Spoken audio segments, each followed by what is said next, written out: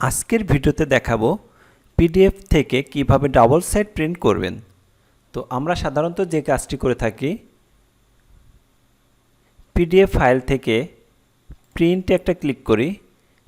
প্রিন্টে click করার পর এখান থেকে আমরা কারেন্ট পেজ প্রিন্ট দিই, অথবা অল পেজ প্রিন্ট দিই, অথবা কারেন্ট ভিউ পেজ প্রিন্ট দিই, অথবা পেজেস প্রিন্ট দিই। এইভাবে সাধারণত প্রিন্ট করে থাকি।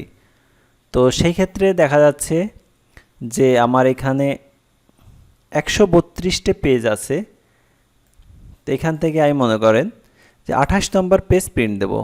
তো সেই ক্ষেত্রে সাধারণত আমরা যে কাজটি করি, এখানে 28 নম্বর লিখে এখান থেকে আপনি ওকে করেন। তো এইভাবে সাধারণত আমরা সবাই প্রিন্ট আউটটি করে থাকি। তো যে কাজটি করবেন যে আমার 132 পেজ আমি ডাবল সাইড প্রিন্টিং করব।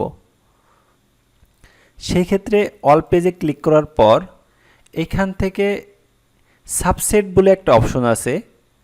তো এই সাবসেট অপশন থেকে বেজোড় সংখ্যাগুলো, তো বেজোড় সংখ্যা অর্থাৎ প্রথম page, 3 number page, 5 number page, 7 number page, এইভাবে প্রিন্ট আউট হবে। অড পেজে একটা ক্লিক করবেন। অড পেজে আমি একটা ক্লিক করব। তো ক্লিক করার পর এখান থেকে আপনি ওকে বারতে একটা ক্লিক করবেন।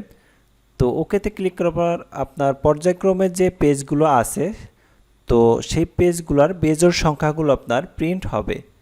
তো প্রিন্ট হওয়ার পরে আপনি প্রিন্টারে আপনার কাগজগুলো আবার ঘুরাই দিবেন। ঘুরাই দেওয়ার পর এখান থেকে আপনি যে কাজটি করবেন, ইভেন্ট পেজ অনলি। তো ইভেন্ট পেজ অনলিতে একটা ক্লিক করবেন। ইভেন্ট পেজ অনলিতে ক্লিক করার পর তো সবকটা পেজ আপনি ঘুরাই দেবেন। ঘুরাই দেওয়ার পর এখান থেকে আপনি প্রিন্ট দেবেন। তো প্রিন্ট দেওয়ার পর আপনার এখানে জোড় সংখ্যাগুলো এখন প্রিন্ট হবে। তো এইভাবে আপনার পর্যায়ক্রমে একটার পর একটা প্রিন্ট হবে। তো 132 পেজ এইভাবে প্রিন্ট করে নিতে পারেন সহজেই, ডাবল সাইড প্রিন্ট।